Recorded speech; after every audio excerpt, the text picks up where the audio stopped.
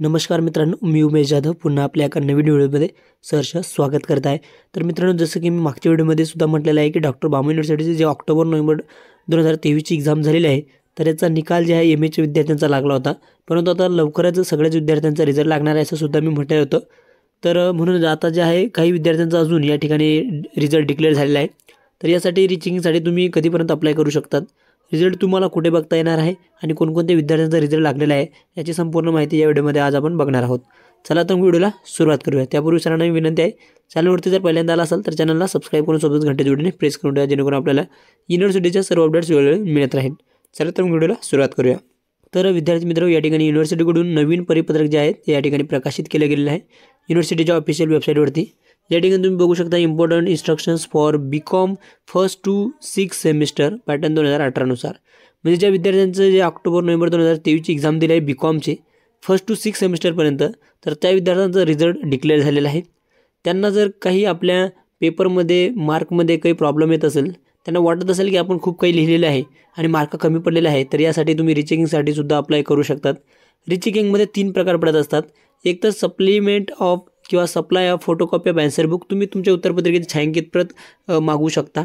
त्यानंतर ते revolution of answer book, त्याचं पुनर्मूल्यांकन करून म्हणजे ते चेक वगैरे करून विशेष शिक्षकाकडून चेक करून ते तुम्ही पुन्हा या ठिकाणी युनिव्हर्सिटीत पाठवू शकता, त्याच्यामध्ये जर मार्क तुमचे वाढत असेल तर। आणि त्यानंतर एक गुण पडताळणी म्हणून आहे, रिकाउंटिंग ऑफ मार्क्स, यासाठी तुम्हाला काही फीससुद्धा पेड करावं लागतात। जसं की या ठिकाणी तुम्हाला जर सप्लाय ऑफ फोटोकॉपी मागवायची असेल आणि छायांकित प्रत मागवायची असेल उत्तरपत्रिकेचे, तर यासाठी तुम्हाला पर सब्जेक्ट 100 रुपये फीस पेड करावं लागणार आहे।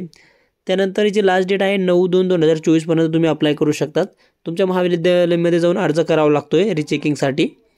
त्यानंतर उत्तरपत्रिकेचे पुनर्मूल्यांकन जे आहेत, तर छायांकित प्रत तुम्हाला ज्या दिवशी मिळेल त्यानंतर 5 दिवसाच्या आत तुम्हाला ते परत या ठिकाणी रिटर्न सबमिशन करावं लागते आणि पर सब्जेक्ट जे आहेत त्याला 200 रुपये फीस तुम्हाला पेड करावं लागते।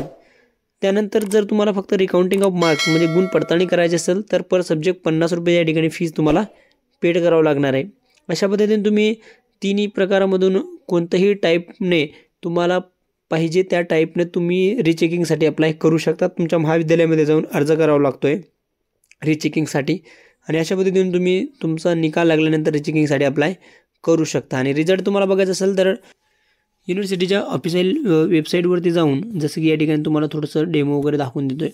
इथं ऑफिशियल वेबसाईटवरती आल्यानंतर जे आहेत तुम्ही सरळ क्रोममध्ये बामू टाका, doctor BAMU university digital university म्हणून, तर अशा प्रकारचे इंटरफेस येईल तुमच्यासमोर। इथं क्लिक हिअर टू व्ह्यू रिझल्टवरती केलं तर अशा प्रकारचं इंटरफेस येईल।